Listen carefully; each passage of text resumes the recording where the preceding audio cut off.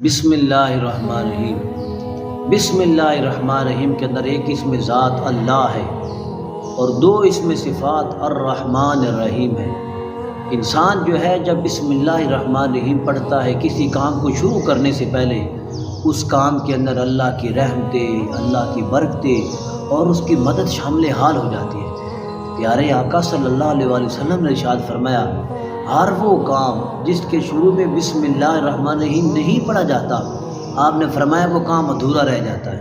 کام ادھورا رہنے سے کیا مراد ہے؟ اس کے اندر پھر اللہ کی رحمتیں شامل حال نہیں ہوتی، اللہ کی برکتیں شامل حال نہیں ہوتی، اللہ کی کرم نوازیاں شامل حال نہیں ہوتی۔ یہی بات ہے کہ ہمارے جو پہلے بزرگ تھے، گھروں کے اندر جو مائیں تھیں، مائیں گھر کے اندر کوئی بھی کام کرنے لگتی، آٹا گوندنے لگتی، آٹا روٹیاں بنانے لگتی، سالن بنانے لگتی، ہر کام سے پہلے بسم اللہ الرحمن الرحیم پڑھتی تھی۔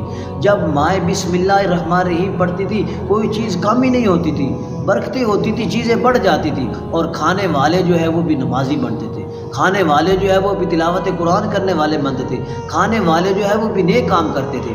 بسم اللہ الرحمن الرحیم اگر بندہ مومن پڑھتا ہے تو اس کو تو فائدہ ملتا ہی ہے، ہاں کافر جو ہے اس کو بھی بسم اللہ الرحمن الرحیم کی برکتوں کا فائدہ ملتا ہے۔ فرعون بادشاہ جو تھا بڑا ظالم تھا، بڑا جابر تھا، وقت کی رعایا جو تھی اس سے بڑی تنگ تھی۔ فرعون بادشاہ کے زمانے میں سیدنا موسیٰ علیہ السلام تھے۔ موسیٰ علیہ السلام نے کہا، مولا فرعون کو تو اپنے محل کے اندر کیوں نہیں ہلاک کرتا؟ اللہ پاک نے فرمایا، موسیٰ علیہ السلام میں اس فرعون بادشاہ ظالم کو اس کے محل کے اندر ہلاک تو کر دیتا، لیکن اس کو اس وجہ سے ہلاک نہیں کر رہا کہ اس کے محل کے دروازے کے بعد بسم اللہ الرحمن الرحیم لکھا ہوا۔ فرعون بادشاہ جو تھا وہ ظالم بادشاہ، وہ جابر بادشاہ اپنے محل کے اندر اس وجہ سے غرق نہیں ہوا، اپنے محل کے اندر اس وجہ سے ہلاک نہیں ہوا کہ اس کے محل کے دروازے کے بعد بسم اللہ الرحمن الرحیم لکھا۔ بسم اللہ الرحمن الرحیم کی وجہ سے فرعون جو ہے وہ اپنے محل میں غرق نہیں ہوا، اپنے محل کے اندر امن میں رہا۔